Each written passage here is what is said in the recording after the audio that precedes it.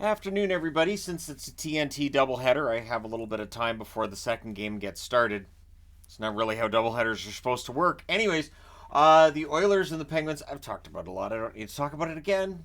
Or did I already just talk about it? So it's the Oilers and the Penguins starting off today, and this is a classic matchup after the trade deadline between a team that's clearly going to said playoffs and another team that isn't going to said 2024 playoffs.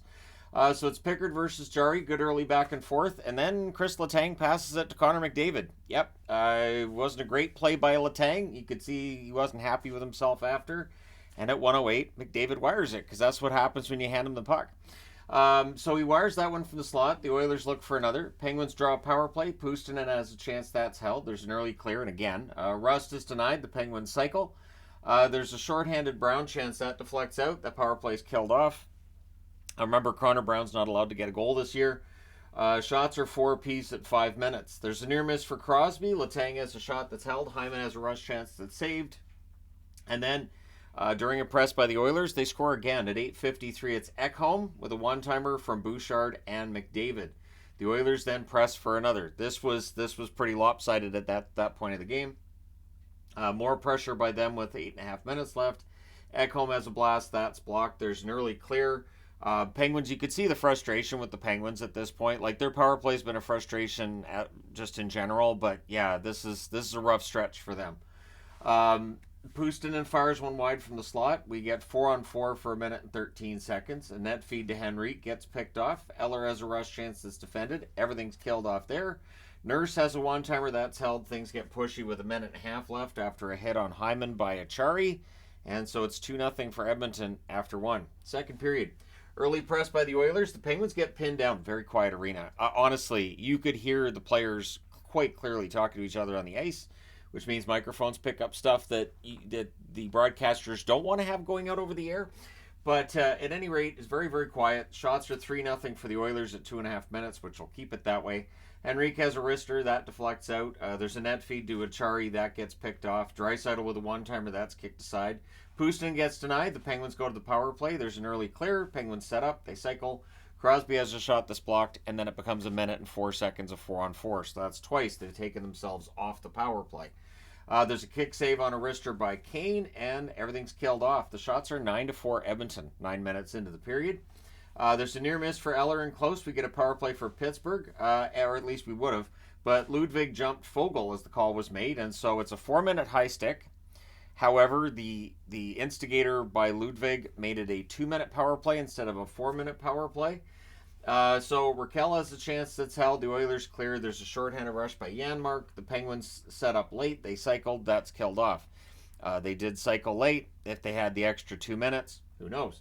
Bouchard has a rush chance that's saved. There's a press by the Penguins with 4.5 minutes left. Pedersen has a shot that's held. Things are kind of brawly after Pickard gets knocked down, and rightfully so. So the Oilers, they get a power play that results in back-to-back clears. McDavid has a shot that's held. Pickard exits. It's concussion spotter that got him there and got him out. So Skinner went in very briefly. Shorthanded 2-on-1 ends the Oilers' power play. Things get pushy, punchy at the horn. So to start the third period, Pickard's back in. He didn't miss a single shot. So when you look at the under here, you can see Pickard with all the saves. Skinner technically gets the shared shutout, which does not go on the record. Shared shutouts are interesting to me. It's almost like you could have a 0.5, like you have half of a sack or, that kind of thing in football. All right, so you go to the third period with the score still 2-0. And while it feels like, well, this game's still within reach, the Penguins it just wasn't there. So Hyman has a rush chance that's saved. Rust has a shot that's held. Pickard's controlling rebounds. Not that Jari didn't either. Jari was actually quite good today. Carlson and Achari have shot chances that are saved back to back. Foegele has a slot shot that's held. The shots are 4-2 for the Penguins at 3.5 minutes. The Oilers can't bury one with Jari down. Brown's denied because he's not allowed to have a goal. And I wrote on the board because, of course. Kane's denied. Jari holds to keep the score close. But again, it never felt like the Penguins were going to come back and win this. Never felt like that Penguins push we would have seen, say, 8 years ago is still there now. Nugent Hopkins has a rush chance that's saved. Penguins, and I put right there, Penguins scoring is just gone. It's just they're shooting at the goaltender. The amount of creativity we're seeing just isn't where, again, it used to be with this team. Penguins press at 9.5 minutes, but at 10:42, the Oilers add to the lead. Nurse wires one from the left circle. It's his first goal in a long while. McDavid and Nugent Hopkins with the assists. So McDavid with 3 points today. He's up to 103 on the season. He's 8 points out of the lead, currently being held by Nathan MacKinnon. Penguins press to respond. Letang has a shot that's held. Penguins press with 7 minutes left. McDavid has a net drive that's held. We get a power play for the Oilers. There's a post for Bouchard. They cycle. A shorthanded rush by Rust is saved, and it's not easy for me to find a way to put that on the board where I won't necessarily switch those words around. But yeah, the next shot was held from Rust as well. Ekholm can't bury a rebound. That power play's killed off.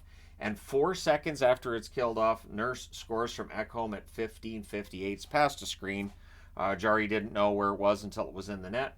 Then there's some pushy-punchy with 1:01 left. The Penguins end up with a power play. There's an early clear. Penguins can't set up.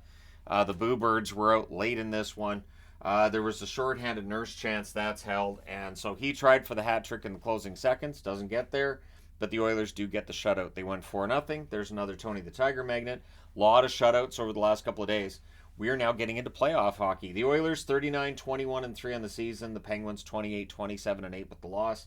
Shots on net were 13 apiece in the first, 12 apiece in the second, 18-15 Edmonton in the third. Final shots 43-40 for Edmonton.